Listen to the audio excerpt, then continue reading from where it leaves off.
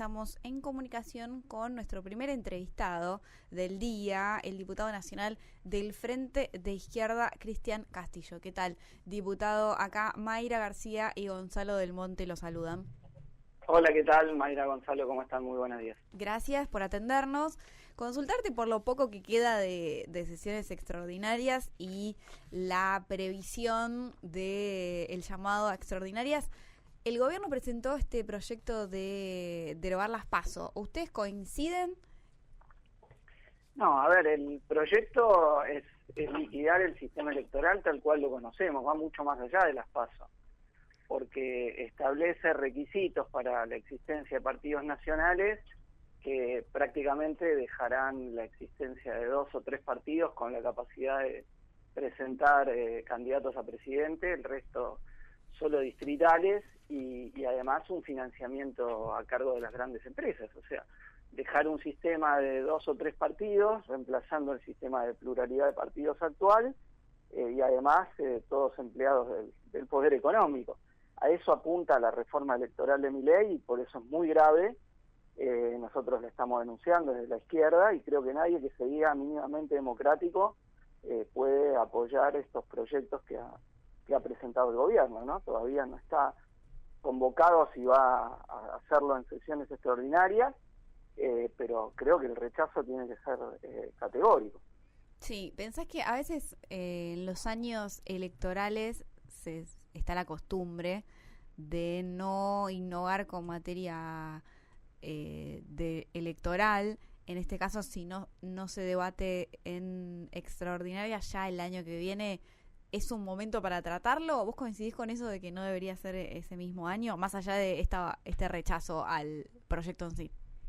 Y tiene la lógica de que cierta previsibilidad para lo que van a hacer los partidos. Creo que obvio que no se debería tratar ni en extraordinaria ni en ordinaria, porque insisto, sería un barrido del sistema político para transformar a tener dos bloques que sean lobistas de los grandes empresarios, que le ponen la plata para las campañas y se acabó, y es transformar el sistema político en eso.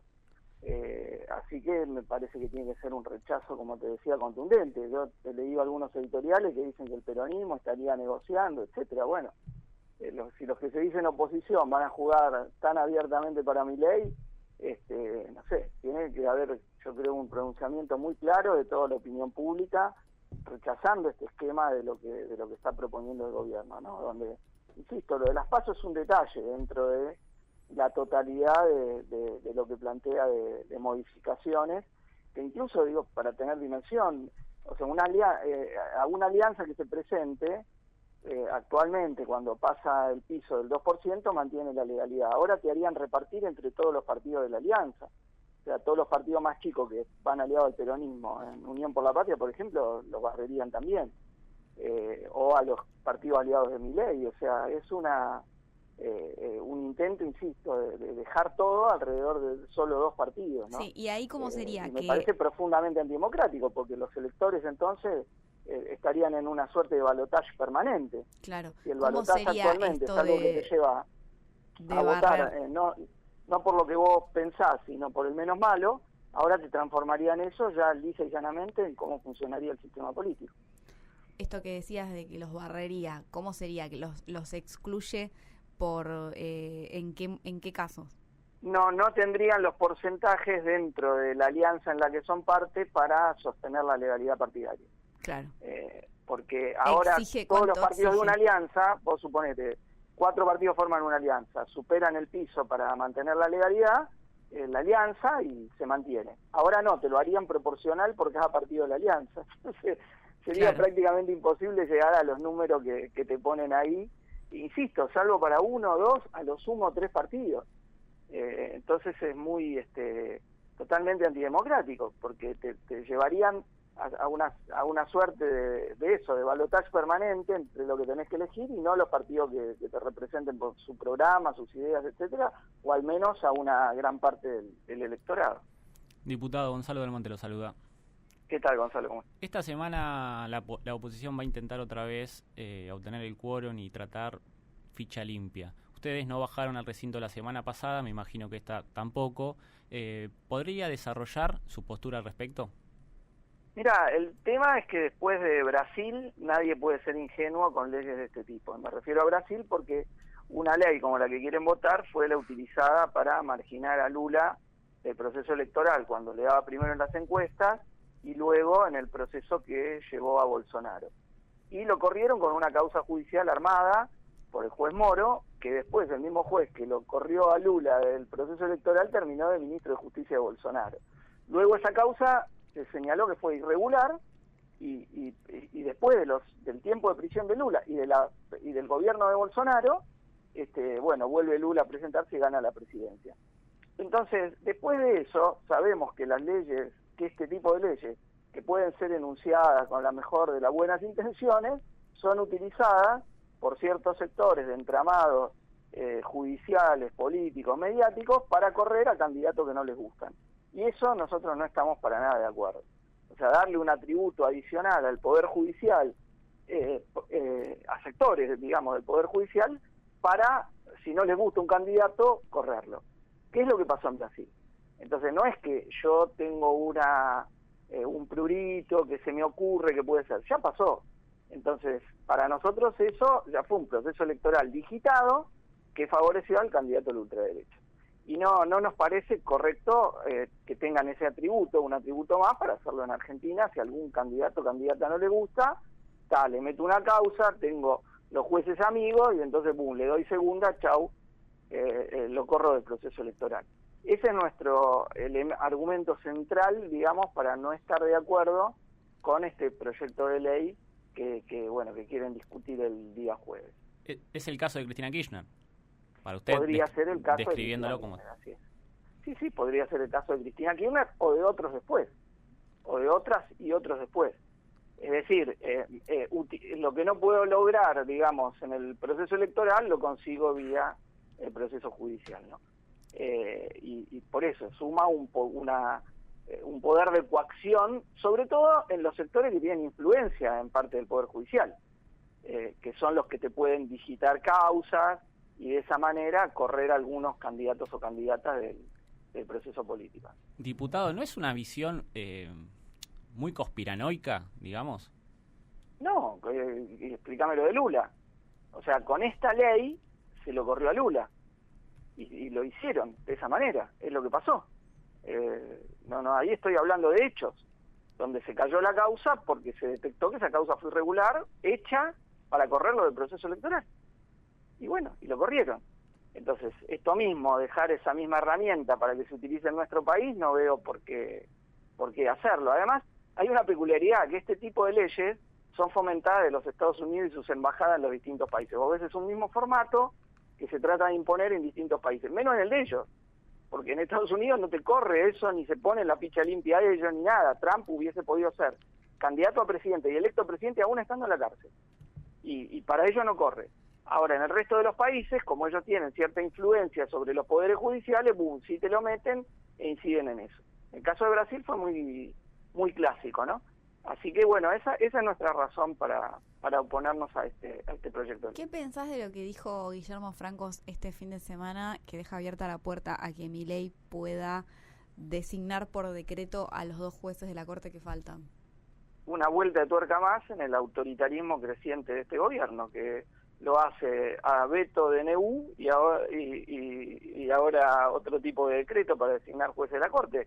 A mi entender es totalmente ilegal. Lo fue en la época de Macri, inconstitucional, y lo sería ahora, ¿no? Designar jueces por decreto, porque se valen de una interpretación de un artículo que habla de designación de empleados públicos. No está hablando de designación de jueces de la Corte Suprema. Sí. Entonces sería una medida, a mi entender, totalmente inconstitucional. Ya llegando a fin de año, quería consultarte qué análisis haces de lo que fue todo este periodo, el rol de la oposición y cómo se fueron manejando entre los distintos bloques opositores, porque si vos haces cuentas, sumás y tienen más número de lo que suma el gobierno o lo que suman sus aliados. ¿Pensás que podían haber trabajado más en conjunto y ir avanzando en algunas leyes más de lo que se logró? Mira, hay oposiciones. Entonces, en ese conglomerado, alrededor de algunos puntos específicos, se logró hacer votaciones importantes por temas como el caso de la movilidad jubilatoria o el del financiamiento universitario, Sí. O la anulación del DNU de la CIE. Pero después creo que en otras oposiciones, no en la nuestra, que ha sido intransigente en contra del gobierno, hay después especulaciones donde le permiten al gobierno victorias parlamentarias. Me refiero a cuando logró sostener los vetos Sí. en base a radicales peluca y algunos peronistas peluca, o ahora cuando logran evitar sesión para tratar los temas vinculados a los DNU. Entonces, o haber evitado que se anule el DNU 70. Entonces, me parece que ahí hay muchas oposiciones que comparten la dependencia del poder económico con el gobierno, y eso explica que no se hayan opuesto, que han sido oposiciones que se han opuesto muy poco a los dictados del gobierno, ¿no? De nuestra parte, creemos que lo hemos enfrentado todo lo que hemos podido, tanto en el Parlamento como en las calles, movilizando desde un primer momento contra las políticas de un gobierno que nosotros creemos que son verdaderamente nefastas para la clase trabajadora y todos los sectores populares. Mañana se va a hacer el último intento para intentar derogar el DNU de la deuda, el canje de deuda, el 846. ¿Cómo lo ves? ¿Van a tener quórum? ¿No van a tener quórum? Veremos, qué sé yo. Nosotros vamos a bajar. Ahora, ya se bajaron de que ahí meter también la ley de DNU, ¿no? Que fue lo que estaba en la convocatoria anterior. Ya los convocantes se bajaron de uno de los puntos. Veremos ahora, qué sé yo. Ya uno ha visto que... Está jugando fuerte el gobierno, entonces. Sí, el gobierno, el gobierno quiere tener todas las herramientas en la negociación del presupuesto. Lo que pasa es que el gobierno hace lo que tiene que hacer para sus objetivos. Ahora el resto le permite al gobierno hacer lo que quiere.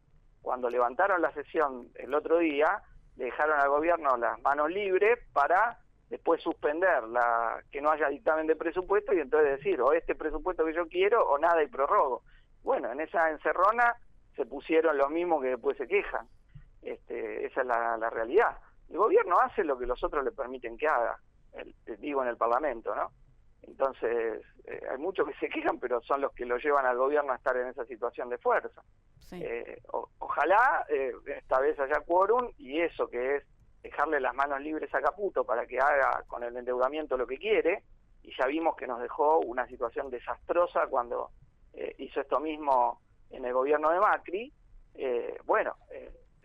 Veremos que por lo menos tengan el mínimo decoro de decir, che, no, esto no puede ser, que dejarle la mano libre para endeudarse, que tiene que pasar por el Congreso, tiene que cumplir las 2 de las 3 características que se ponen actualmente para hacer los canjes de deuda. Bien, diputado, gracias por la conversación y le mandamos un abrazo. No, muchas gracias a ustedes, hasta luego. Estábamos hablando con el diputado nacional del Frente de Izquierda, Cristian Castillo. Mayra García y Gonzalo del Monte hacen Velocidad Argentina.